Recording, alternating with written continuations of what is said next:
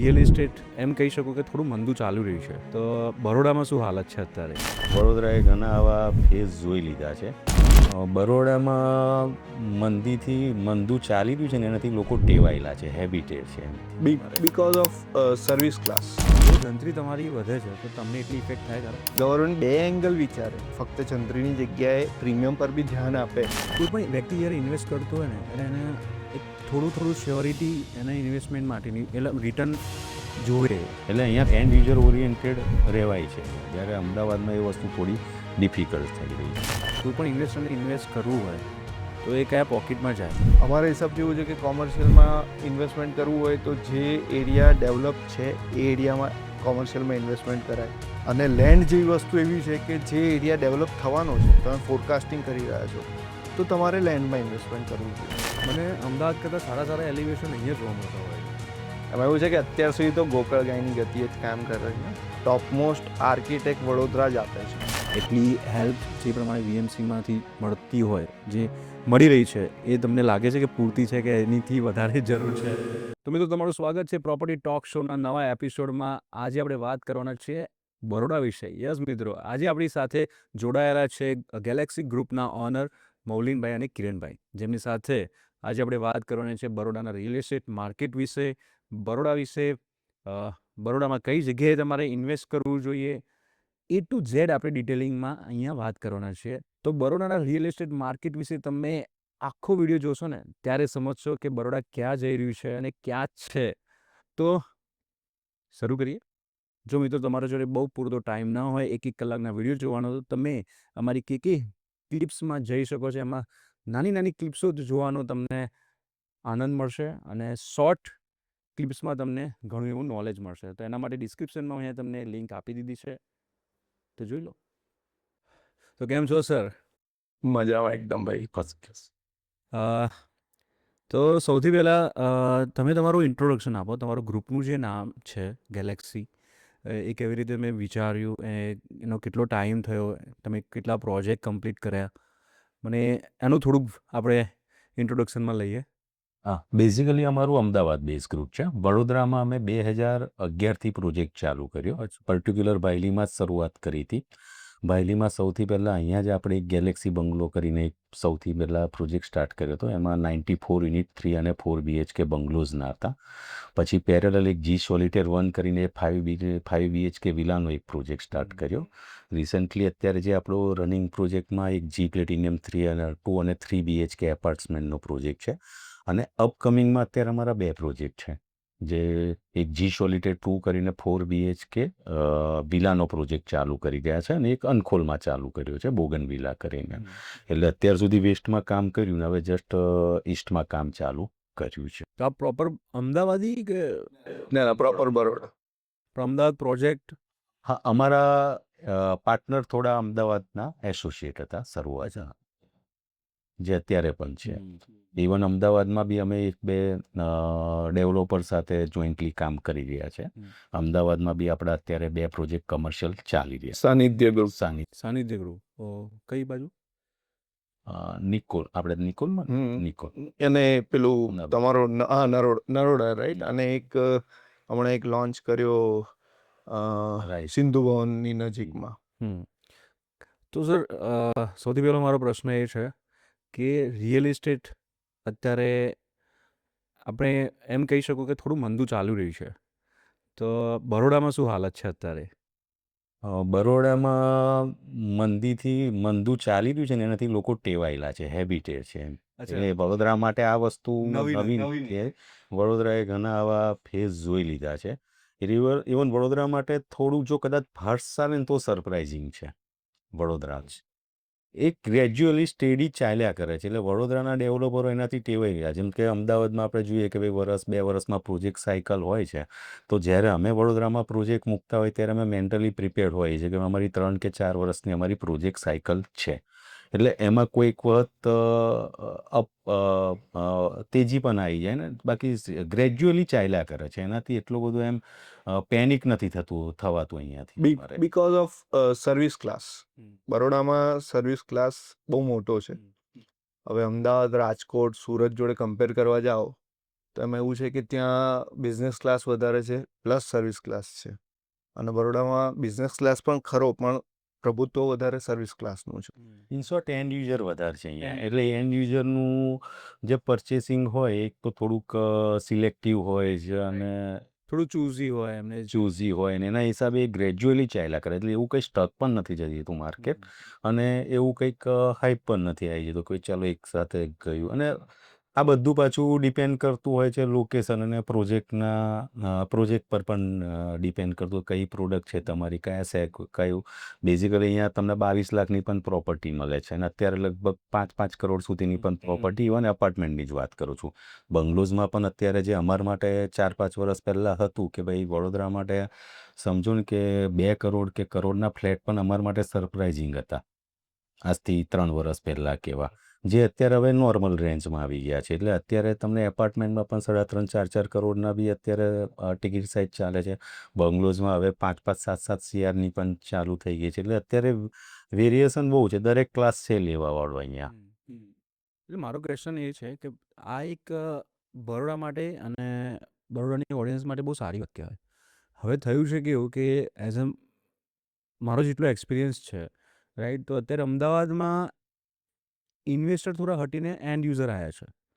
એટલા માટે બિલ્ડર્સ એવું થઈ રહ્યું છે કે મંદી છે. એકચ્યુઅલી મંદી નથી, આમ હા ક્રેશ ક્રંચ કહી શકીએ, પણ કેવું કે મંદી નથી, એ એન્ડ યુઝર અત્યારે લઈ જ રહ્યા છે. અમે પણ જેટલો પણ અમારા જોડે એસોસિએટ બિલ્ડર છે ત્યાં એન્ડ યુઝરને મોકલી રહ્યા છે. એટલા માટે અમદાવાદમાં થોડુંક અપ એન્ડ ડાઉન જે આવે છે, ડ્રાસ્ટિક ચેન્જ એકદમ. અને અમદાવાદમાં થોડુંક ડેવલપરને ઇન્વેસ્ટર ઓરિએન્ટેડ રહેવું પડે છે. એનું રીઝન શું છે કે જ્યારે અમે ડેવલપર કોઈ પણ લેન્ડ પરચેસ કરતા હોય તો વડોદરાનો ટ્રેન્ડ કેવો છે કે 2 થી 3 વર્ષની તમને પેમેન્ટ ટર્મ મળતી હોય છે લેન્ડ પેમેન્ટમાં. જ્યારે અમદાવાદમાં શું છે કે લગભગ 1 શોટ જેવું હોય છે, 6 મહિનાથી 9 મહિના. હવે 6 મહિનાથી 9 મહિનામાં એન્ડ યુઝર હશે એટલો બધો ડિસિઝન ફાસ્ટ નથી લેવાનો. કમર્શિયલને આ બધું છોડી દો તમે, તો રેસિડેન્શિયલમાં એટલું ફાસ્ટ ડિસિઝન નથી લેવાનું. તો જ્યારે ડેવલપરને શરૂઆતમાં લેન્ડ પેમેન્ટ કરવા માટે જે લિક્વિડિટીની જરૂર હોય છે એના માટે ઇન્વેસ્ટર ઓરિએન્ટેડ થવું જ પડે છે એમના. એટલે શરૂઆતમાં ઇન્વેસ્ટરોને સાથે અધરવાઇઝ નંબર્સ ઓફ પાર્ટનર વધારે લઈને ચાલો, બેમાંથી ગમે તે એક વસ્તુ તમારે કરવી પડે છે. જ્યારે વડોદરામાં ડેવલપરને એ લેવલનું પેનિક નથી આવતું કે ભાઈ ચાલો શરૂઆતમાં લેન્ડ 3-4, 25-30% આપીને તમને, ઇવન અહીંયા તો તમને જમીન માલિક દસ્તાવેજ સુદ્ધા પણ કરી આપે છે. 25% તમે અમાઉન્ટ આપી દો, તમને દસ્તાવેજ કરી આપે છે. એટલે તમે શું છે કે ભાઈ ચાલો એમાંથી જ પછી અર્નિંગ કરીને બી તમે એમને જમીન માલિકને, એટલે અહીંયા કસ્ટમર એન્ડ યુઝર ઓરિએન્ટેડ રહેવાય છે અહીંયા. જ્યારે અમદાવાદમાં એ વસ્તુ થોડી ડિફિકલ્ટ થઈ રહી છે. રાઈટ. મારો ક્વેશ્ચન જ્યારે પણ આ વાત આવી કે જે જમીન માલિક હોય છે રાઈટ, કે તમે જે પ્રમાણે કીધું કે બરોડામાં 3 થી 4 વર્ષની પેમેન્ટ કન્ડિશન હોય, તો આ વસ્તુ હું થોડીક અલગ લઈ જઈ રહ્યો છું કે એઝ અ જો જંત્રી તમારી વધે છે તો તમને એટલી ઇફેક્ટ થાય ખરા?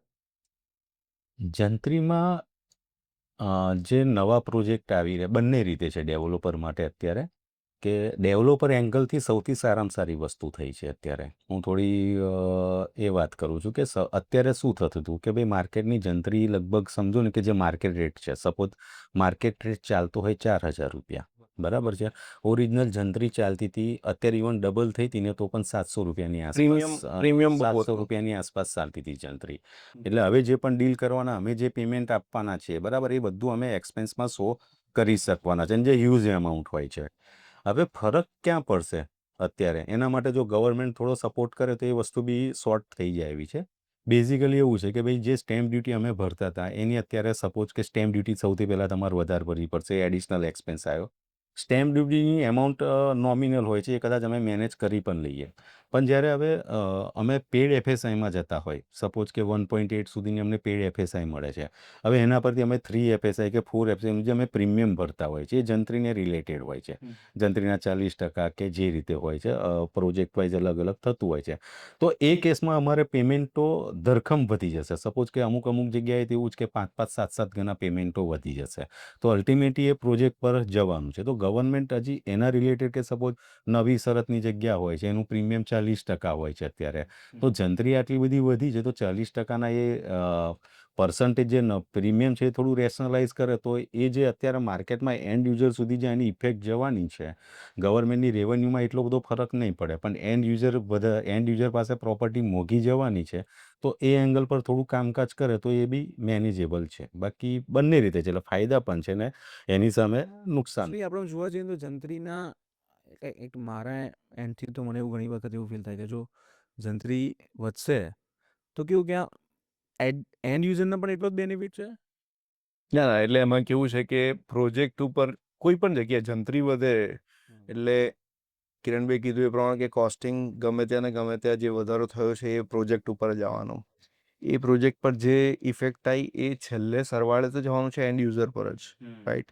એટલે ઘણી બધી જગ્યાએ એ પણ થવાનું કે તમારો પ્રાઇસ હાઇક થવાના ચાન્સ વધવાના છે, રાઈટ. પણ જો ગવર્મેન્ટ બે એંગલ વિચારે, એક એંગલની જગ્યાએ કે ફક્ત જંત્રીની જગ્યાએ પ્રીમિયમ પર બી ધ્યાન આપે તો એ વસ્તુ અટકી શકે છે અથવા તો સુધરી શકે છે. એટલે જે અત્યારે સપોઝ બંગલોઝ જોઈ રહ્યા છે, બરાબર, બંગલોઝમાં પેડ FSI કે આ તે બધું લેવાનું નથી થતું, તો એમાં એટલી બધી ઇમ્પેક્ટ નહીં પડે. પણ એપાર્ટમેન્ટમાં જ્યારે આપણે વધારાની FSI યુઝ કરી રહ્યા છે અને એના પર ગવર્મેન્ટ પ્રીમિયમ ચાર્જ કરે છે, હવે જે પ્રીમિયમ ચાર્જ કરશે એ ડેવલપરે ઓલરેડી આટલા ટફ માર્કેટમાં ડેવલપરે પોતાના તો ઓલરેડી પ્રોફિટ કટિંગ કરેલા જ છે. અત્યારે જે પહેલાં હતું માર્જિન હતા એની જગ્યાએ આપણે સમજવું ને કે જેવી રીતે જગ્યાના ભાવ વધ્યા છે એવી રીતે ડેવલપરોએ એન્ડ પ્રોપર્ટીના ભાવ નથી વધાર્યા. સપોઝ કે અમારું જે જગ્યા 400 રૂપિયામાં ચાલતી હતી તે વખતે અમે જે પર સ્ક્વેર ફીટ માર્કેટમાં વેચતા હતા માલ, બરાબર છે, એ અત્યારે 4000માં એ અમે નથી વેચી શકતા. અમે પ્રોફિટ કટિંગ તો ઓલરેડી કરેલું છે. એટલે હવે ડેવલપરો પાસે એવી જગ્યા નથી કોમ્પિટિશનના માર્કેટમાં કે જે વધારાની જંત્રી ભરશે, આ ભરશે, તો એમાં એ કોસ્ટ કટિંગ થશે. તો એપાર્ટમેન્ટવાળા જે કેસોમાં તો એ ટ્રાન્સફર સીધું એન્ડ યુઝર પાસે જ થવાનું છે. એટલે એ કેસમાં પ્રોપર્ટીની પ્રાઇસ 100% વધશે, એમાં કોઈ એ નથી. જો ગવર્મેન્ટ એમના જે આ પ્રીમિયમમાં ના તે બધામાં જો પર્સન્ટેજ ડાઉન નહીં કરે તો. મારો બીજો એક આના રિલેટેડ એક ક્વેશ્ચન એવો છે કે જો જંત્રી વધી તો એન્ડ યુઝરનો જે દસ્તાવેજ થાય એમાં પણ વધારો થશે.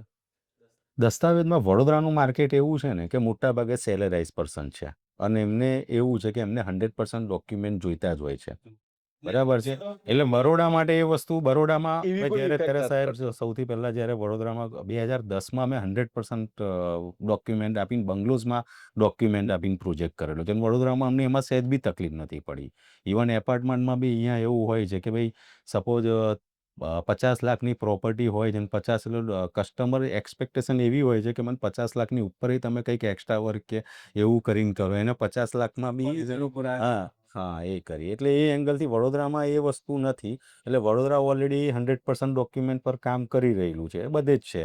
અને લોન ઓરિએન્ટેડ બધા રહેતા હોય છે કે ભાઈ લોનથી જે લોકો કરતા હોય છે, એટલે એ એંગલથી વડોદરામાં એટલો બધો ઇમ્પેક્ટ નહીં પડે. એટલે જે આ પ્રીમિયમનો વધારો આવશે એનું વડોદરામાં સૌથી વધારે ઇમ્પેક્ટ દેખાશે. તો એટલે હા, પ્રીમિયમ એટલે સારો ઇમ્પેક્ટ ને ખરાબ ઇમ્પેક્ટ બંને વસ્તુ દેખાશે. તમે જે પ્રમાણે વાત કરીએ કે ઇન્વેસ્ટરનું માર્કેટ અને એન્ડ યુઝરનું માર્કેટ બે ટોટલી અલગ છે, રાઈટ. એટલે બરોડા આમ જોવા જાવ ને તો એન્ડ યુઝરનું માર્કેટ છે, એટલા માટે એટલો બધો ફરક નહીં પડે. પણ એક વસ્તુ સારી છે કે બરોડામાં જ્યારે પણ હું આ ડિસ્કશનમાં આવ્યો, હું ઘણા બધા બિલ્ડર્સને મળ્યો છું, સેમ પોઈન્ટ હોય છે એમના. પણ એ વસ્તુ બહુ સારી કહેવાય કે તમારામાં જો ડ્રાસ્ટિક ચેન્જ નથી આવતો, એ માર્કેટ તમારું સારી રીતે સ્ટેબલાઇઝથી જઈ રહ્યું છે, એકદમ પ્રોપર જઈ રહ્યું છે કે ભાઈ આપણે યરલી ગણો કે 20-25% વધારો હોય, એ જ બિઝનેસ કહેવાય આપણા માટે. તો એમાં શું છે, એક સાયકલ છે કે જો યરલી તમારું 20-25% ગ્રેજ્યુઅલી માર્કેટ વધે ને, તો એનો સૌથી મોટો બેનિફિટ શું છે કે આવા ડેવલપ એરિયા હોય. સૌથી પહેલાં સપોઝ મેં અહીંયા પ્રોજેક્ટ લઈને બેઠો, મેં જગ્યા અહીંયા 3000 રૂપિયા પર સ્ક્વેર ફીટ લીધી. હવે હું માલ લઈને બેઠો છું, મારો માલ 50% 60% વેચાયો. પછી આ ભાઈ આવ્યા તો એમને આપણા કરતાં થોડુંક રાઇઝ મૂકી, એ માર્કેટમાં થોડુંક પોર્શન આપણા કરતાં થોડુંક પ્રોપર્ટીની પ્રાઇસ વધારે રાખશે. તે વખતે મને એ બેનિફિટ પડશે, હું નીકળીશ તો પછી એમનું ચાલશે. આ સાયકલ એક જો 15-20% ગ્રેજ્યુઅલી માર્કેટ વધ્યા કરે ને, તો માર્કેટ કોઈ દિવસ જે મંદી કહીએ છીએ આ એવી ના આવે. એક સાયકલ ચાલ્યા જ કરે એમ તમને. અને એ જરૂરી છે. દર વર્ષે એવરેજ 15-20% અને બધા માટે જરૂરી છે કે જે પ્રોપર્ટી લીધી એના માટે પણ સારું છે, અને ઇન્વેસ્ટર આવ્યા હોય તો ઇન્વેસ્ટરને પણ એ એપ્રિસિએશન મળે. આઈ થિંક કે જે રિયલ એસ્ટેટમાં આપણે જે વાત કરીએ કે તમે બરોડા એકચ્યુઅલી છે એન્ડ યુઝર માટે, ઇન્વેસ્ટરો પણ જ્યારે પણ ઇન્વેસ્ટરને ઇન્વેસ્ટ બી કરવું હોય ને તો આ સારું માર્કેટ કહેવાય. એ સેફ માર્કેટ સ્ટેબલી ગેઇન કરે સારું માર્કેટ. અને સાહેબ જે પ્રોપર્ટીની વેલ્યુ છે ને એની સામે જે રેન્ટ મળે છે ને, એ એક વડોદરા માટે. વડોદરાના હજુ પ્રોપર્ટી માર્કેટ હજી એટલું બધું છે, તમારી અમદાવાદની કમ્પેરિઝનમાં જાઓ, અમદાવાદ, સુરત, રાજકોટ, તો એ બધાની કમ્પેરિઝનમાં હજી વડોદરા બહુ રિઝનેબલ છે. એટલે એ રિઝનેબલના હિસાબે જે ROI સેટ થતું હોય તમારે, જે રેન્ટેડ ઇન્કમ આવતી હોય અને એની સામે જે તમારું ઇન્વેસ્ટમેન્ટ છે, એ બેમાં તમને સારો એવો ફરક પડે છે કે ઓછા ઇન્વેસ્ટમેન્ટે તમને સારા રિટર્ન અહીંયા લઈ શકો છો.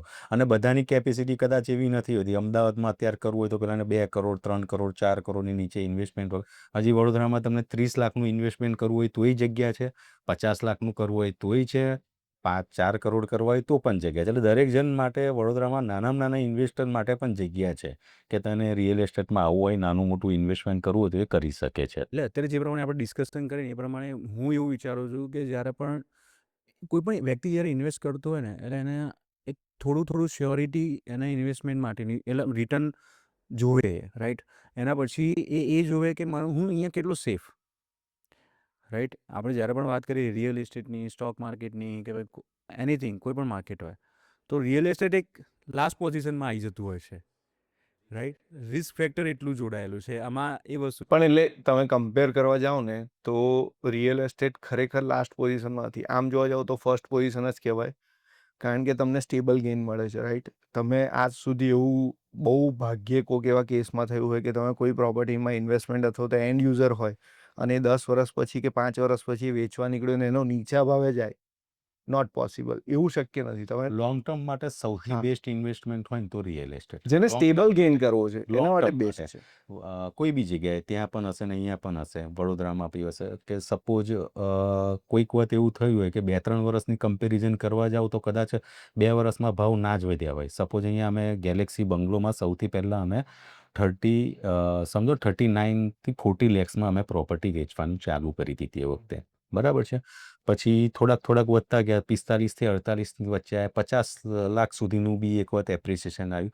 પછી વચ્ચે 2 વર્ષ, 1.5-2 વર્ષ એવા હોય ને કે 50 લાખના ખાલી હાર્ડલી વધીને કદાચ 60 લાખે માર્કેટ પહોંચ્યું હતું. અને જે અત્યારે કોરોના પછી જે હાઇપ થયું, 60ના અત્યારે અહીંયા તમને 1-1 કરોડ સુધી પહોંચી ગયા છે. એટલે કોઈક વખત એવું થાય કે તમારે 2 વર્ષમાં પણ ઓલમોસ્ટ ડબલ થઈ જતા. અને કોઈક વખત તમે, એટલે લોંગ ટર્મ માટે જેને ઇન્વેસ્ટમેન્ટ કરવું છે, હા, એના માટે તો રિયલ એસ્ટેટથી સેફ કોઈ નથી. તમે ત્યાં સુધી તમે રેન્ટેડ ઇન્કમ ખાધી કે જે બી તમે કર્યું તમારું, એ તો તમારો બેનિફિટ છે ને લોંગ ટર્મમાં એનું એપ્રિસિએશન મળે જ છે. એટલે લોંગ ટર્મ માટે બેસ્ટ છે. હા, એની એક છે કે ભાઈ ટિકિટ સાઇઝ છે કે ભાઈ તમે બીજે બધે અત્યારે તમે નાનું મોટું ઇન્વેસ્ટમેન્ટ સ્ટોક માર્કેટમાં તમારા પાસે 5,000 હોય કે 10,000 હોય તો બી કરી શકો છો. રિયલ એસ્ટેટ માટે એક પર્ટિક્યુલર એક એમાઉન્ટ જોઈતી હોય છે. અને એનું બી મેનેજેબલ છે. સપોઝ અહીંયા વડોદરામાં તમને સમજો 2 BHK ફ્લેટમાં જાઓ છો, બરાબર, 2 BHK એપાર્ટમેન્ટમાં જાઓ છો તો તમને હજી એ 25 લાખ 30 લાખની રેન્જમાં મળી જાય છે. તમે 2-2.5 લાખ રૂપિયા ડાઉન પેમેન્ટ ભરી દીધું અને તમે એની સામે તમારો લગભગ 20,000ની આસપાસનો EMI આવ્યો. એક એક્ઝામ્પલ આપું છું. એ 20,000નો EMI તમે ટીલ ડેટ જ્યારે 25 વર્ષનું ટેન્યુર લેશો ત્યાં સુધી તમને ફિક્સ રહેવાનું છે. એ 20,000થી તમે 21,000 પણ નથી આપવાના, બરાબર છે. એની સામે તમે રેન્ટ અત્યારે 10,000 આજની તારીખે છે, 10ના 11 થશે, 13 થશે, 10% તમે ઇન્ક્રીઝ, તો 4-5 વર્ષ પછી એવું થશે કે તમે જે રેન્ટ આપો છો, તમે EMI ભરો છો, એના કરતાં તમારી રેન્ટની ઇન્કમ વધી જવાની છે. એટલે ઇન શોર્ટ તમારે મૂકવાની જગ્યાએ લેવાના પૈસા આવવાના છે. અને ઇન બિટવીન તમારી પ્રોપર્ટીની વેલ્યુ જે વધી એ તો તમારો એડિશનલ બેનિફિટ છે. એટલે જેને કદાચ લોંગ ટર્મ 2-2.5 લાખના ઇન્વેસ્ટમેન્ટમાં ખાલી તમે EMI કરતા રહો તો એટલે લોંગ ટર્મ માટે જેને જવું છે એના માટે તો રિયલ એસ્ટેટ એકદમ બેસ્ટ છે એમ. એટલે આ વસ્તુ મેં એટલા માટે કીધી કે જે પ્રમાણે ડિસ્કશન કર્યું એટલે મને એવું ફીલ થયું કે બરોડાની જે ઓડિયન્સ છે એને પણ ખબર હોવી જોઈએ કે બરોડાનું માર્કેટ જે પ્રમાણે છે એ સ્ટેબલ માર્કેટ છે. સ્ટેબલ માર્કેટ એ બહુ સારી વસ્તુ કહેવાય. જ્યારે પણ આપણે કોઈ વસ્તુમાં ઇન્વેસ્ટ કરવી હોય યા તો આપણે એન્ડ યુઝરને વેચતા હોય ત્યારે એમ. તો કોઈ પણ બરોડાની ઓડિયન્સને જ્યારે પણ એ ઇન્વેસ્ટ બી કરવા માગતી હશે તો એને સારી, સેફ અને સિક્યોર રિટર્ન મળશે એમ, રાઈટ. મારું કહેવું એ જ છે. એમાં કેવું છે કે કોઈ પણ ઇન્વેસ્ટર કે એન્ડ યુઝર માટે બરોડાનું માર્કેટ સારામાં સારું જ છે. તમે નોર્મલી કોઈ પણ જગ્યાએ, તમે અમદાવાદ, બરોડા, કોઈ બી સુરત, ગમે તેની જોડે કમ્પેર કરો ને તો કોઈ પણ ડેવલપર જ્યારે ખાડો કરતો હોય ને, શરૂઆત કરતો હોય, ત્યારે ઇન્વેસ્ટર ઇન્વેસ્ટ કરે ને તો જ્યારે પ્રોડક્ટ ઊભી થઈ જશે ને ત્યારે ઓટોમેટિક એનું ગેઇન આવી જ જવાનો છે એ 3 વર્ષની સાયકલમાં, રાઈટ. એનો અમુક પર્સન્ટેજ તો નીકળી જ જવાના છે. અને એની સામે જ્યારે એન્ડ યુઝર એ પરચેસ કરે છે, એન્ડ યુઝરને શું છે કે પ્રોડક્ટ રેડી થયા પછી જ મેઇનલી બરોડાનો એન્ડ યુઝર એવો છે કે મોસ્ટલી પ્રોડક્ટ રેડી થયા પછી જ એ અંદર એન્ટર થતો હોય છે. અને ઘણા એવા બી હોય છે કે ભાઈ ના હાફ પોઝિશન હોય ત્યારે એન્ટર થઈ ગયો હોય અથવા તો ખાડો થયો હોય ત્યારે એન્ટર થયો હોય. તો એ જે પ્રાઇસ રેન્જમાં જે ડિફરન્સ આવે છે ને એ બંને માટે સારો હોય છે, એન્ડ યુઝર માટે પણ અને ઇન્વેસ્ટર માટે પણ. રાઈટ. એકચ્યુઅલી મારી પણ સોચ એવી જ છે કે જ્યારે પણ હું પોતે ઘરે લેવા જતો હોય તો હું જ્યારે રેડી ટુ મૂવ એટલે મતલબ હાફ એન્ડ 75% થઈ ગયું હોય ને ત્યારે જ હું લઉં છું. કારણ કે હું પોતે સિવિલ એન્જિનિયર છું ને તો હું ચોક્કસ થોડું ધ્યાન આપી લઉં કે હા મારે આવું જોઈએ.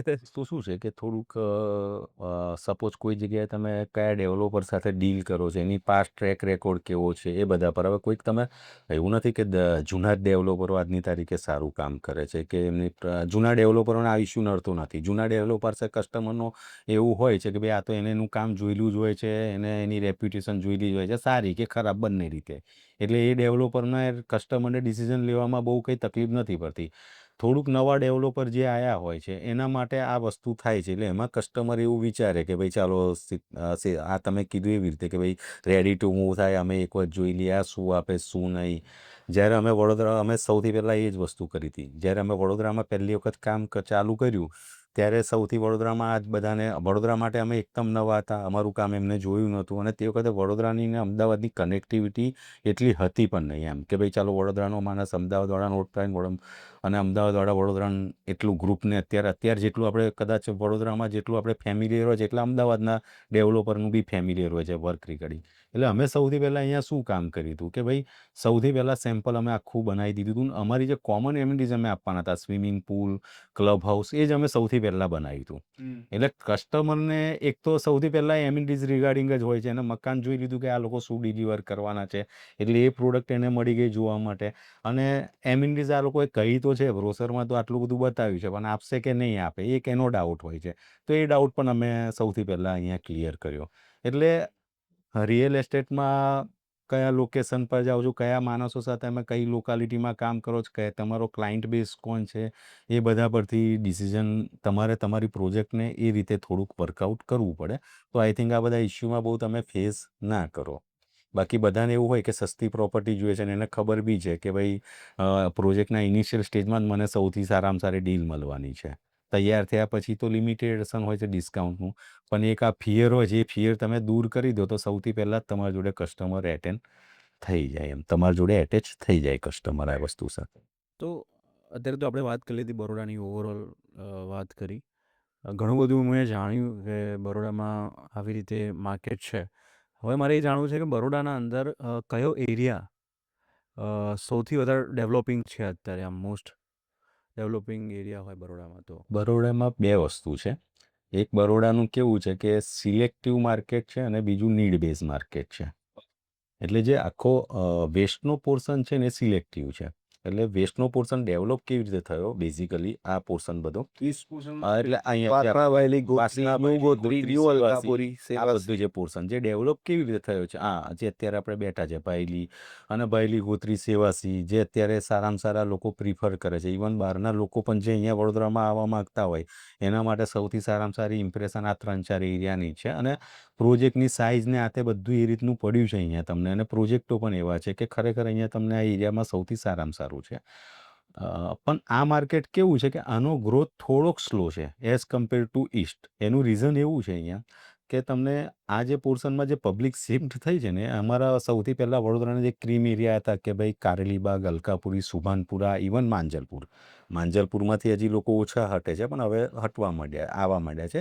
ડ્યુ ટુ એ બધો એરિયા હવે શું છે કે પહેલાં રેસિડેન્શિયલ માટે બેસ્ટ હતો અને હવે ત્યાં ધીમે ધીમે કમર્શિયલાઇઝેશન ફૂલ વધવા માંડ્યું છે અને થોડુંક ડેન્સ થવા માંડ્યું છે. એટલે એ જે પબ્લિક મૂવ થાય છે કે જે એમને એટમોસ્ફિયર ત્યાં હતું એ એટમોસ્ફિયર અત્યારે એમને ભાયલી ગોત્રી સેવાસીમાં મળે છે. એટલે એ પબ્લિક જે સિલેક્શનના બેઝ પર આવે છે કે ભાઈ ચાલો એમને અહીંયા ગમે છે એરિયા, આ છે તે છે, એટલે એ બધું જે પબ્લિક મૂવ થઈ છે એ બધી પર્ટિક્યુલર આ એરિયામાં થઈ છે. હવે જે ઈસ્ટની વાત કરીએ કે ભાઈ પૂર્વમાં આખું નીડ બેઝ માર્કેટ છે. એટલે ત્યાં શું છે કે સૌથી પહેલાં તો હાઈવેની કનેક્ટિવિટી વર્ષોથી છે ત્યાં આગળ, નેશનલ હાઈવે નંબર 8ની. પ્લસ અહીંયા ત્યાં ઇન્ડસ્ટ્રીયલ એરિયા સારામાં સારા છે. Waghodia GIDC, Halol GIDC, Savli GIDC, આ બધું ઇન્ડસ્ટ્રીયલ એરિયા સારામાં સારો છે. ઇવન વડોદરાની જે સારામાં સારી યુનિવર્સિટી છે કે જે અત્યારે પારુલ યુનિવર્સિટી, બાબરિયા, એ બધું પણ ત્યાં છે. અને આ બધાની ઉપર જે વર્ષોથી એક ટ્રેડિશનલ એ લોકોનો કસ્ટમર છે કે ભાઈ આખો રૂરલનો બેલ્ટ, એટલે કરજણથી લઈ અને ડભોઈ, પછી આ બાજુ હાલોલ, કાલોલ, આ બાજુ કરજણ બી નથી કહેતો, હું તો ભરૂચ, અંકલેશ્વર કહું છું. ત્યાંથી પબ્લિક હા એ બરોબર, ત્યાંથી અહીંયા માઇગ્રેટ થઈ રહી છે. વાઘોડિયા રોડનો જે એરિયા છે એ આખો અત્યારે ડેવલપ થયો છે બીકોઝ ઓફ રૂરલ એરિયા.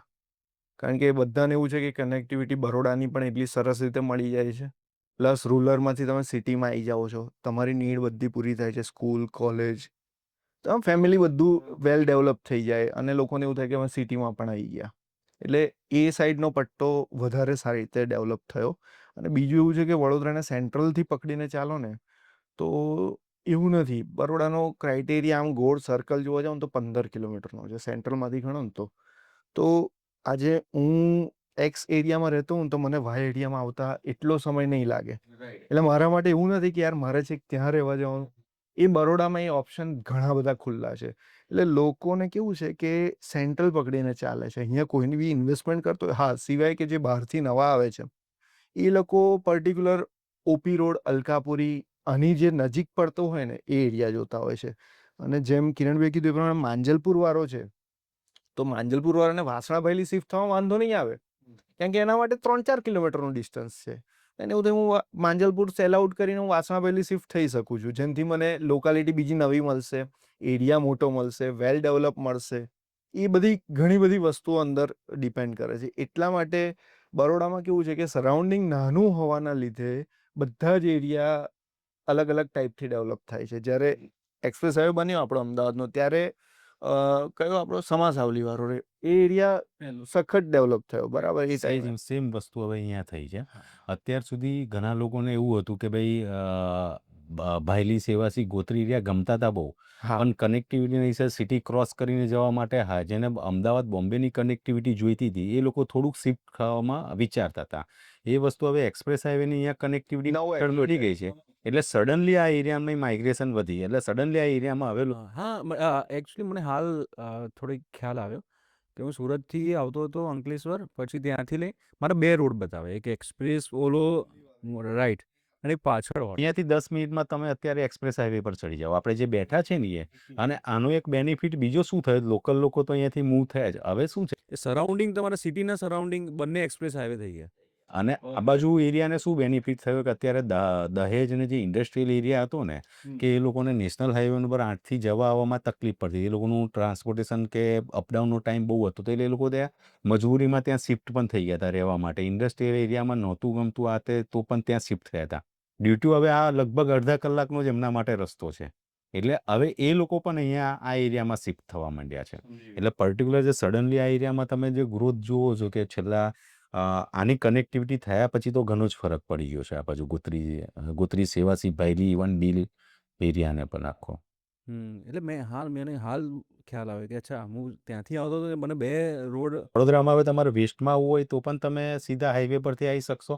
ઈસ્ટમાં તો વર્ષોથી આવતું હતું જ આપણાથી. અને બીજું કેવું છે કે બરોડા છે ને સેન્ટ્રલ પડે છે. તમે આમ જોવા જાવ તો મુંબઈવાળાને અમદાવાદ આવવું હોય તો એને એવું લાગે કે રેસ્ટ વડોદરા જ કરી લઈએ, રાઈટ? તમે ઇવન સુરત, અમદાવાદ સુરતની કનેક્ટિવિટીમાં વડોદરા સેન્ટ્રલ પડે, બરાબર છે. ઇન્ડસ્ટ્રીયલ એરિયામાં સરાઉન્ડિંગ ઇન્ડસ્ટ્રીયલ એરિયા જુઓ તો પણ બરોડા સેન્ટ્રલ પડે છે. અને આજે દિલ્હી મુંબઈ વાળો એક્સપ્રેસવે બન્યો ને એના લીધે વડોદરાને ઘણો બધો પ્રોફિટ થશે આ સાઈડના એરિયામાં. વાસણા, ભાયલી, ગોત્રી આ એરિયામાં વધારે પ્રોફિટ. કે જે પણ સિટીમાં કનેક્ટ થાય ને એટલે સૌથી પહેલાં એક્સપ્રેસ હાઈવેમાં આવે, પછી એ ઇન્ડસ્ટ્રીયલ થોડું પડે, એના પછી ધીરે ધીરે રેસિડેન્શિયલ આવે. એ સારી, અહીંયા કદાચ અત્યારની ઓડિયન્સ માટે ઇન્વેસ્ટમેન્ટ માટે પણ બેસ્ટ છે. હવે તો તમારે જે અત્યાર સુધીનો ગ્રોથ હતો ને હવે એ મલ્ટિપ્લિકેશનમાં ચાલશે. ઈસ્ટ જે આટલું બધું ડેવલપ થયું ને, ઈસ્ટ જે પૂર્વનો પટ્ટો આટલો બધો ડેવલપ થયો, એક જ બીજા બધા ફેક્ટર તો છે પણ મેઇન કનેક્ટિવિટીનું હતું કે સીધી તમારે નેશનલ હાઈવે નંબર 8ની કનેક્ટિવિટી મળી. એ આટલા વર્ષો પછી વેસ્ટમાં હજી અમને મળી. એટલે હવે એનો તમને હવે અહીંયા જે ઇવન અમે તો એવું લાગે છે કે કદાચ અમે હવે અંદર આવીશું અને બહાર ડેવલપમેન્ટ વહેલું ચાલુ થશે. નેશનલ હાઈવે, હા, એક્સપ્રેસ. અને ઇવન અત્યારે ગવર્મેન્ટ એક પાછો 75 મીટરનો રિંગ રોડ પણ અહીંયા પાછળ ઓપન કરી રહી છે. એટલે અત્યારે આ એરિયામાં શું થયું, ગોત્રી સેવાસી વાયલીમાં 3-4 ફેક્ટર આ 2 વર્ષમાં એકદમ પોઝિટિવલી આવી ગયા. સૌથી પહેલાં આ વુડા લિમિટમાં હતું એ વીએમસીની લિમિટમાં આવી ગયું, કોર્પોરેશનની લિમિટમાં આવી ગયું. પ્લસ અહીંયા ટીપીઓ બધી ઓલમોસ્ટ ફાઇનલ થઈ ગઈ. પ્લસ આ નેશનલ હાઈવે જે આપણો એક્સપ્રેસ હાઈવેની કનેક્ટિવિટી મળી ગઈ. ઇવન હવે આ 75 મીટરનો રિંગ રોડ એક મળી ગયો. એટલે સડનલી આ બધી વસ્તુ 1-1.5 વર્ષમાં જ, અને તમે એ વસ્તુ રિફ્લેક્ટ લેન્ડની પ્રાઇસમાં થાય છે. જે વસ્તુ અહીંયા તમને સૌથી પહેલાં 2500થી 3000માં મળતી હતી, અત્યારે હવે 5-5 હજાર રૂપિયા લેન્ડ કોસ્ટ થઈ ગઈ છે ડીટુ આ બધા ડેવલપમેન્ટના હિસાબે. તો અત્યારે આપણે મોસ્ટલી બરોડાની બધી વાત કરી લીધી કે રિંગ રોડ આવી રહ્યું છે, આ વસ્તુ બંને એક્સપ્રેસ હાઈવે ટચ કરી રહ્યા છે. અ, મારે હવે એ ક્વેશ્ચન પૂછવો છે કે બરોડામાં કોઈ પણ ઇન્વેસ્ટરને ઇન્વેસ્ટ કરવું હોય તો એ કયા પોકેટમાં જાય? મતલબ લાઈક કે ભાઈ રેસિડેન્શિયલ, કોમર્શિયલ, લેન્ડ, કે પછી કોઈ કોમર્શિયલ રેન્ટિંગમાં એને વધારે રિટર્ન મળશે, એવું કંઈ? ઇન્વેસ્ટમેન્ટનું જે ક્રાઇટેરિયા છે ઇન્વેસ્ટરનો, એ શું છે એના ઉપર ડિપેન્ડ કરે છે. હવે એને પ્રોજેક્ટમાં ઇન્વેસ્ટ કરવું છે, જે પ્રોજેક્ટ રેસીકોમ હોય અથવા તો એટલે પ્યોર રેસિડેન્શિયલ હોય કે પ્યોર કોમર્શિયલ હોય અથવા તો લેન્ડ હોય, પણ એ બધી જ વસ્તુ ડિપેન્ડ કરે છે એની ઇન્વેસ્ટમેન્ટ એમાઉન્ટ ઉપર. એટલે દરેક પોકેટમાં કેવું છે કે ઇન્વેસ્ટમેન્ટ કર્યા પછીનો સમય અને પર્સન્ટેજ અલગ અલગ હોય છે. એટલે આજે કોમર્શિયલમાં એવું છે કે હવે કોઈક એવી જગ્યા છે જે ડેવલપ થવા જઈ રહી છે અને ત્યાં પછી હું કસ્ટમરને કોમર્શિયલમાં ઇન્વેસ્ટમેન્ટ કરાવડાવી દઉં કે ભાઈ અહીં કરી દો ઇન્વેસ્ટ, અથવા તો જે લેન્ડ ડેવલપ થવા જઈ રહી છે એ જગ્યાએ હું એને ઇન્વેસ્ટમેન્ટ કરાવું. એ બેમાં ડિફરન્સ જોવો પડે. અમારા હિસાબથી એવું છે કે કોમર્શિયલમાં ઇન્વેસ્ટમેન્ટ કરવું હોય તો જે એરિયા ડેવલપ છે એ એરિયામાં કોમર્શિયલમાં ઇન્વેસ્ટમેન્ટ કરાય. અને લેન્ડ જેવી વસ્તુ એવી છે કે જે એરિયા ડેવલપ થવાનો છે, તમે ફોરકાસ્ટિંગ કરી રહ્યા છો, તો તમારે લેન્ડમાં ઇન્વેસ્ટમેન્ટ કરવું જોઈએ, રાઈટ? એટલે બધી વખતે ડિપેન્ડ કરે છે કે એનો શું એનો ફંડ કેવી રીતનું છે, એને કેટલા ટાઈમ પીરિયડ માટે ઇન્વેસ્ટ કરવું છે, એ બધી વસ્તુ ઘણી બધી ડિપેન્ડ કરે છે. એટલે દરેક પોકેટ માટે અલગ અલગ ક્રાઇટેરિયા હોય છે. તો આઈ થિંક હું એવું કહું કે ભાઈ ઇન્વેસ્ટિંગ માટે કોમર્શિયલ અત્યારે તમારે ઇન્વેસ્ટ કરવું હોય એઝ અ ઇન્ડિવિજ્યુઅલ ચોઇસ, તો કયો એરિયા પ્રિફર કરો તમે? બેઝિકલી અત્યારે જે હવે નવા અમારું જે ગોત્રી સેવાસી ભાયલી, હવે શું છે, વડોદરામાં તમારે કમર્શિયલ કરવા માટે બધી જ જગ્યાએ સારા સ્કોપ છે. એનું રીઝન શું છે કે કોઈ પણ એરિયા જે વડોદરાનો ડેવલપ થતો હોય છે, એની પોતાની ઇકોનોમી ઊભી થતી જાય છે. સપોઝ કે ભાયલી થયું, તો ભાયલી માટે અત્યારે અમુક વસ્તુ માટે મારે અલકાપુરી જ જવું પડતું હતું, બરાબર છે, કે અમુક વસ્તુ માટે. હવે એ વસ્તુ નથી રહી. હવે ભાયલીમાં થઈ ગયું છે, તો અત્યારે ભાયલીમાં જ પોતાની હવે બધી જ ઓલમોસ્ટ દરેક બ્રાન્ડ આવી ગઈ છે. એટલે જે અલકાપુરીમાં હતું એ જ વસ્તુ આવે. એટલે દરેક એરિયામાં કમર્શિયલ જે વસ્તુ આવતી હોય છે, કે જેમ એરિયા થોડોક ડેન્સ થતો જાય એમ અત્યારે, અને આ લોકોએ બી હવે શું છે કે દરેક બ્રાન્ડ કે ગમે તે એને દરેક હવે પોતાના યુનિટ બી હવે નાના કરતા ગયા છે. સપોઝ કે સૌથી પહેલાં વડોદરામાં તમે વેબસાઇટ હોય કે હોય તો 1 કે 2 હતા કે 3 હતા. અત્યારે દરેક એરિયામાં પોતાના ઝુડિયો બધા જ એરિયામાં છે. જુડિયો દરેક એરિયામાં આવી ગયા છે. એટલે દરેક જે બી બ્રાન્ડ છે દરેક એરિયામાં જઈ રહી છે, અને પોપ્યુલેશન અને કસ્ટમર બેઝ એટલો મળી જ રહ્યો છે. રિલાયન્સ છે, ડીમાર્ટ છે, લોકોની જીવન જરૂરિયાતની જે રેગ્યુલર રૂટીન વસ્તુ એના બી બધી જગ્યાએ. એટલે બધા જે ડેવલપ થઈ રહ્યા એરિયા છે એમાં તમારું પ્રોજેક્શન એ જ જોવાય. આજે અત્યારે અમારું અનખોલનું જે બોગનવિલા છે, રાઈટ, તો અત્યારે ત્યાં ડીમાર્ટ આવી રહ્યું છે, રાઈટ. એટલે કોઈને ઇન્વેસ્ટમેન્ટ કરવું છે કે ભાઈ મારે ફોરકાસ્ટિંગ કરવું છે કે 2 વર્ષમાં 3 વર્ષમાં હું XYZ એમાઉન્ટ મૂકું છું, એના મને એટલીસ્ટ 25%, 30% રિટર્ન મળી જાય તો ઇનફ છે. 40% રિટર્ન મળી શકે એનો, તો એવી જગ્યાએ ઇન્વેસ્ટ કરાય કે જ્યાં આટલી મોટી કંપની વિચારી રહી છે કે અહીંયા મારો બિઝનેસ સારો એવો ચાલવાનો છે, એટલે એરિયા ડેવલપ થઈ રહ્યો છે. મીન્સ તમારે પ્રોજેક્શન પહેલાં એ પ્રોજેક્શનને જોઈને પ્રોજેક્ટ ઉપર ઇન્વેસ્ટમેન્ટ કરવું પડે. એટલે એવી રીતે છે કે જે જગ્યા ડેવલપ થવાની છે ને, તો તમારે આ ઘણી બધા ક્રાઇટેરિયા છે જે સ્ટડી કરી લેવા પડે કે ભાઈ શું આવી રહ્યું છે નવું, બેન્કિંગ કયા નવા આવી રહ્યા છે, HDFC, ICICI, કઈ બેન્કો આવી રહી છે. મોસ્ટલી આ લોકો પહેલી એન્ટ્રી લેતા હોય છે કોઈ પણ જગ્યાએ, કે લોકોને બેન્કિંગ નજીક પડે, લોકોને જીવન જરૂરિયાતની વસ્તુઓ નજીક પડે, એ લોકો સૌથી પહેલાં એન્ટ્રી લે એરિયામાં. જેમ કે વાસણા, ભાયલી, કોતરીમાં સૌથી પહેલાં એ બધું આવી ગયું. એના પછી ધીમે ધીમે બધા અલગ અલગ કંપનીના મોલ આવવા માંડ્યા, સ્ટોર્સ આવવા માંડ્યા, એટલે લોકોને ઇઝી પડવા માંડ્યું. એટલે કિરણભાઈ કીધું કે ભાઈ મારે પર્ટિક્યુલર એક વસ્તુ લેવા માટે મારે અલકાપુરી જવું પડતું હતું કે ઓપી રોડ જવું પડતું હતું કે સિટીમાં જવું પડતું હતું. એવું હવે નથી. જ્યારે બરોડામાં 2011ની આસપાસ કદાચ પેલો કયો મોલ ખુલેલો આપણો સૌથી પહેલો વડોદરા સેન્ટ્રલ 10-11માં. તો કદાચ એવું હતું કે પહેલો એ જ મોલ હતો, એક જ મોલ હતો. પછી બીજો થયો, ત્રીજો થયો એરિયા વાઇઝ. સેમ એ જ વસ્તુ રિલાયન્સ મેગામાર્ટ છે કે ભાઈ ડીમાર્ટ છે, એ બધું પણ એ જ રીતે સેમ ડેવલપ થઈ રહ્યું છે. એટલે તમે કહેવાનો મતલબ એવું કે દરેક એરિયામાં તમારો શું પર્ચેસિંગ પાવર છે એ પ્રમાણે તમે દરેક એરિયામાં જઈ શકો છો. પર્ટિક્યુલર એવું જ નથી કે આ જ એરિયામાં તમે કરશો તો જ તમને હાઈલી ગ્રોથ મળશે, આ જ એરિયામાં કરશો તો તમને નહીં મળે. એ તમારું ઇન્ડિવિજ્યુઅલ ચોઇસ છે. બાકી દરેક એરિયામાં અત્યારે પોતાની ઇકોનોમી ઊભી થતી જ જાય છે. એટલે દરેક એરિયામાં તમને ધીમે ધીમે તો રિટર્ન મળે જ છે એમ કોઈ બી જગ્યાએ.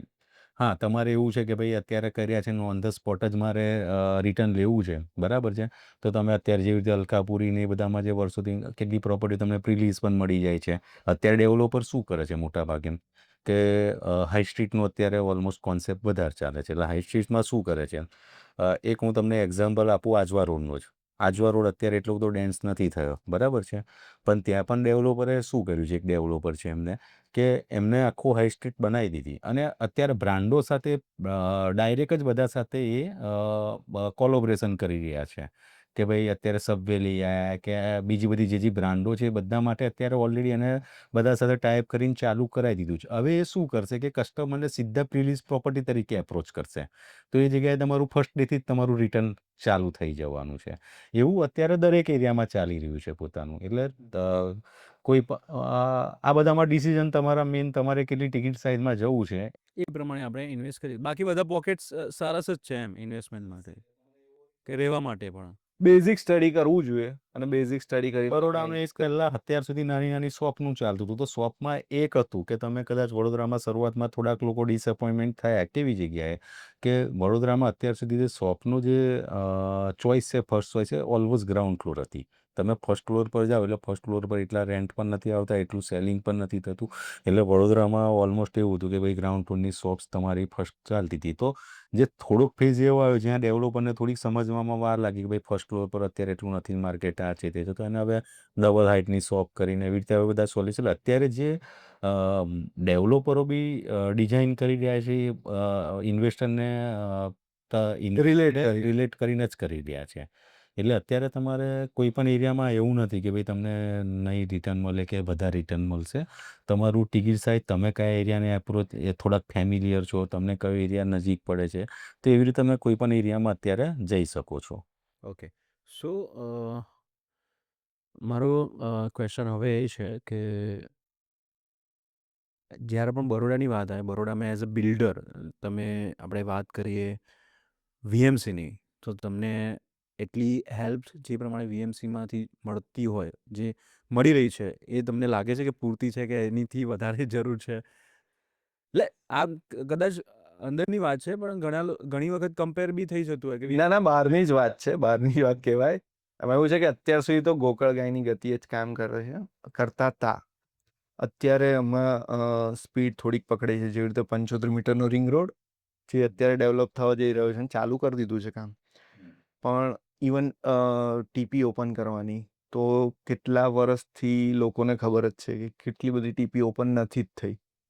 ઇવન ઘણી તો માંજલપુરમાં બી એવી ટીપી જે આજ સુધી ઓપન નથી થઈ, રાઈટ, હજુ ઓપન નથી કરી રહ્યા. એટલે હજુ સ્લો ચાલે છે. એટલે થોડો વીએમસીનો કે વુડાનો બંનેનો થોડો સપોર્ટ મળે ને તો પબ્લિક માટે પણ સારું છે, ડેવલપર માટે પણ સારું છે. પણ એ હજુ થઈ રહ્યું છે એવું છે. થઈ રહ્યું છે ને, એ છેલ્લા લગભગ 2-3 વર્ષમાં ઘણું આના માટે એ લોકોએ વિલફુલી કામ કર્યું છે અને એના રિઝલ્ટ હવે આપણે જોઈ રહ્યા છે. જે પહેલાં હતું એના કરતાં તો અત્યારે ઘણો ફરક છે એમાં, અને એના લીધે જ આટલા બધા નવા એરિયા બધા ઓપન થયા છે. જે એના લીધે નવા એરિયા ઓપન થયા તો થોડુંક એફોર્ડેબલ બી માર્કેટ કસ્ટમરને મળ્યું છે. એટલે જે પહેલાંની કમ્પેરિઝનમાં વાત કરીએ તો અત્યારે 100% હા, ફરક પડ્યો છે સપોર્ટ પહેલા કર્યો, સરસ સપોર્ટ છે. પણ આમ એવું બી કહી શકીએ કે જે સ્ટેટ હાઈવેના લીધે આપણને આ વસ્તુ વધારે મળતી હોય, જો અંદર બી એટલી મળી જાય તો મલ્ટિપ્લિકેશન એનું બેનિફિટ મળે બધાને. પણ એ અત્યારે સારું કામ કરી રહ્યા છે. અત્યારની ઓથોરિટી લગભગ છેલ્લા 4-5 પહેલાં એવું કામ હતું કે વુડા કોઈ દિવસ રોડ રસ્તા નહોતું બનાવતું, ખાલી ટીપી ખોલી દેતા હતા. એ સૌથી પહેલાં અમારા વાયલીમાં, બીલ, કલાલીમાં અત્યારે એ લોકો એડવાન્સમાં બધા રોડ રસ્તા ખોલી દે છે. જે ત્યાં અત્યારે ડેવલપમેન્ટ સ્ટાર્ટ નથી થઈ ત્યારે પહેલાં એ ઇન્ફ્રાસ્ટ્રક્ચર આપવા માંડ્યું છે. ચાપડ સૌથી મોટું એક્ઝામ્પલ. ચાપડ અમારું ત્યારે ભાઈ, પછી અત્યારે ઇવન અનખોલ, બરાબર. અનખોલ અત્યારે સૌથી ઇવન મોટું એની પાછળ example તમે છે. જાઓ તો આમોદર પાસે બી અત્યારે રોડ રસ્તા ખુલવા માંડ્યા છે. એટલે છેલ્લા 5-7 વર્ષમાં એ બાબતે એ લોકોએ ધ્યાન આપ્યું છે અને હવે એના રિઝલ્ટ દેખાઈ રહ્યા છે. અને બેઝિકલી બધી જગ્યાએ એ જ હોય છે, કનેક્ટિવિટી મળે એટલે ઓટોમેટિક ડેવલપમેન્ટ સારું થાય જ છે.